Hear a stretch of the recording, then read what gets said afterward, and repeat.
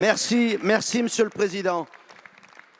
Monsieur le ministre de l'Intérieur, je souhaite tout d'abord adresser un hommage appuyé aux forces de l'ordre pour le professionnalisme et le courage dont elles font preuve au service des Français depuis 18 semaines, dans des conditions très difficiles.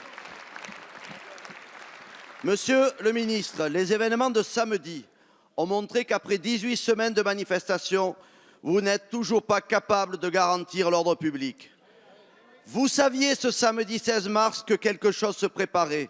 Vous saviez que ce samedi ne serait pas un samedi comme les autres et que la violence allait monter de plusieurs crans. Vous étiez informé que près de 1500 casseurs professionnels seraient présents. Ça ne les a pas empêchés de dégrader 91 commerces de Paris et de mettre à feu une banque alors que des personnes étaient toujours à l'intérieur du bâtiment. C'est un échec manifeste de votre politique de maintien de l'ordre qui a laissé les forces de l'ordre livrées à elles-mêmes, sans instructions ni consignes claires et efficaces. Samedi, dès 11 h, les manifestations déclarées se changeaient en émeutes. Les renseignements vous donnaient les premières remontées du terrain. Vous saviez qu'elles étaient mauvaises et que l'on connaissait déjà une escalade de la violence après l'incendie de la banque survenu 2 heures plus tard. Que s'est-il passé, monsieur le ministre, entre la première constatation des faits et l'adaptation du dispositif? Hier, le Premier ministre a annoncé le limogeage du préfet Michel Delpech, comme si cela allait régler tous les problèmes. Pourtant, le préfet de police n'est que l'interprète sur le terrain des décisions politiques. Ces décisions, c'est vous qui les prenez. Si le préfet ne respecte pas les ordres, si la situation dégénère, vous pouvez corriger les instructions puisque vous assurez en temps réel le suivi des événements depuis la salle de crise du ministre de l'Intérieur. La véritable responsabilité repose sur vous et votre secrétaire d'État. Vous avez été incapable d'assurer la sécurité des Français. À la place, vous avez préféré vous défausser sur un fusible. Monsieur le ministre, nous avons besoin de connaître la vérité. Il serait courageux de reconnaître vos échecs et d'en tirer toutes les conséquences. C'est à Monsieur Laurent Nunez, secrétaire d'État auprès du ministre de l'Intérieur. Et je vais demander à tous les orateurs de vraiment s'en tenir à 2 minutes. Désormais, je couperai. Monsieur le Président, Mesdames et Messieurs les députés, Monsieur le député Éric Diard.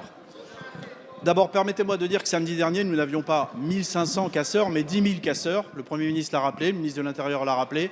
L'ensemble des personnes qui étaient présentes sur la voie publique étaient animées de très mauvaises intentions et ils l'ont démontré très rapidement.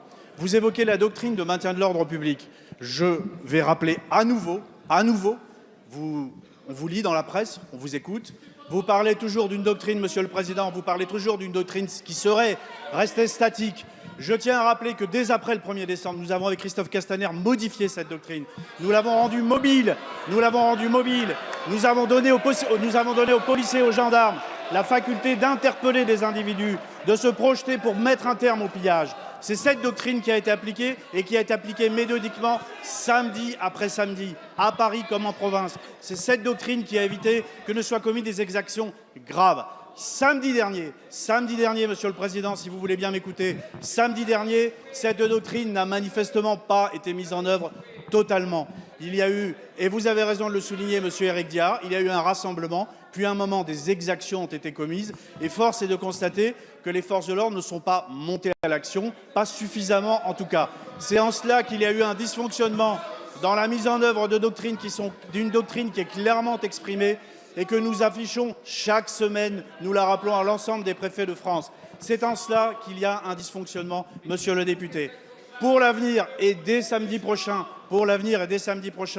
nous partons du principe que ces rassemblements sont des rassemblements d'émeutiers qui ne visent qu'à causer des troubles et donc ils seront dispersés immédiatement, à la fois sur la base d'arrêtés d'interdiction et le cas échéant sur la base de la notion d'attroupement en vue de commettre des violences. Et nous les disperserons immédiatement et s'il le faut, nous interpellerons massivement.